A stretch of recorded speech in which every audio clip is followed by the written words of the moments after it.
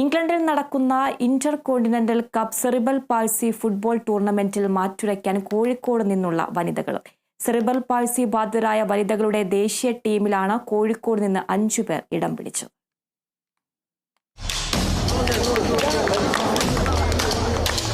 Cerebral പാൾസിയോട് പടപൊരുതി ജീവിതം പൂർണ്ണ കരുത്തോടെ മുന്നോട്ട് കൊണ്ടുപോകുന്ന ഒരു കൂട്ടം പെൺപുലികളാണിവർ.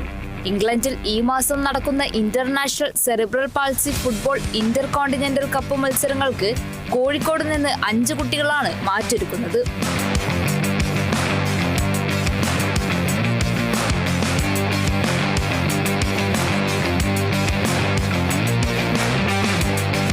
ബ്യൂമറിക് ഇന്ത്യ ഫൗണ്ടേഷന്റെ സഹകരണത്തോടുകൂടിയാണ് പരിപാടികൾ സംഘടിപ്പിക്കുന്നത്. സെറിബ്രൽ പാൾസിയെ ധീരമായി നേരിടുന്ന ഈ കുഞ്ഞുങ്ങൾ എല്ലാവർക്കും മാതൃകയാണെന്ന് പൊതുമരാമത്ത് വകുപ്പ് മന്ത്രി PA മുഹമ്മദ് റിയാസ് പറഞ്ഞു. നമുക്കൊക്കെ ഏറെ സന്തോഷം നൽകുന്ന കാര്യമാണ് ഈ കുട്ടികളെ ആത്മവിശ്വാസം വർദ്ധിപ്പിക്കാനും അവരുടെ ജീവിതം ഈ ആത്മവിശ്വാസം ഒരു ഊർജ്ജമാക്കി മുന്നോട്ട് കൊണ്ടുപോകാനും ഒക്കെ സാധ്യമാകുന്ന സ്ഥിതിയാണുള്ളത്. ഈ കുട്ടികളുടെ കാര്യം എടുത്ത് പരിശോധിച്ചാൽ ഈ കുട്ടികൾക്ക് വേണ്ടി ജീവിതത്തിലെ എല്ലാ സമയവും മാറ്റിവെച്ചവരുടെ രക്ഷിതാക്കളെക്കുറിച്ച് അവരെ എത്ര അഭിനന്ദിച്ചാലും അവരെ എത്ര ഹൃദയത്തോട് ചേർത്ത് പിടിച്ച് അഭിവാദ്യം ചെയ്താലും അവർ നടത്തുന്ന കർമ്മത്തിനോടൊപ്പം അതിൻ്റെ അത്രത്തോളം ആകില്ല എന്നുള്ളത് ഞാനിവിടെ പറയാൻ ആഗ്രഹിക്കുന്നു. സെലക്ഷൻ ലഭിച്ചതിൽ ചെറിയ സന്തോഷമൊന്നുമല്ല ഇവർക്ക്. ഫുട്ബോൾ ഇഷ്ടമാണോ? ഇഷ്ടപ്പെട്ട പ്ലെയർ ആരാ? റൊണാൾഡോ. അതെന്താ റൊണാൾഡോന് ഇത്ര ഇഷ്ടം? അതെനിക്ക് റൊണാൾഡോയുടെ കൂടുതൽ കണ്ടിട്ടുള്ളത്. സെലക്ഷൻ കിട്ടിയപ്പോൾ സന്തോഷമായോ? സന്തോഷമാണ്.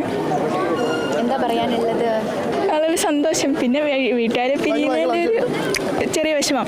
അവിടെ ഇംഗ്ലണ്ടിലെല്ലാം ചേച്ചിയുണ്ട്. എത്ര കാലമായി ഫുട്ബോൾ പഠിക്കുന്നത്? ഒരു 3 വർഷം എഴുതിയുള്ളൂ. ഇതിനകത്തോട്ട് ഇറങ്ങിയിട്ട് 9ാം ക്ലാസ്സിലാണ് ഞാൻ. വിദ്യാർത്ഥികളിലെ കായികബോധം വളർത്തിയെടുക്കുന്നതിൽ ചെറിയ പങ്കൊന്നുമല്ല കോച്ചിനുള്ളത്. 3 വർഷം ഓരോ വർഷം കഴിയുമ്പോഴും അതിൻ്റെതായ ഇമ്പ്രൂവ്മെന്റ് കാണുന്നുണ്ട് പുള്ളിക്കാരിയിൽ.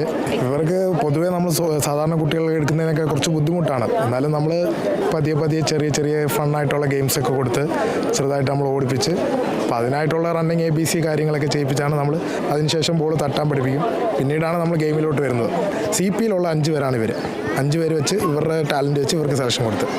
ശാരീരിക പരിമിതികൾ അനുഭവിക്കുന്ന നിരവധി വിദ്യാർത്ഥികൾക്കാണ് വിവിധ ഇനങ്ങളിൽ പരിശീലനം നൽകി വരുന്നത്. Kerala vision news, Kozhikode.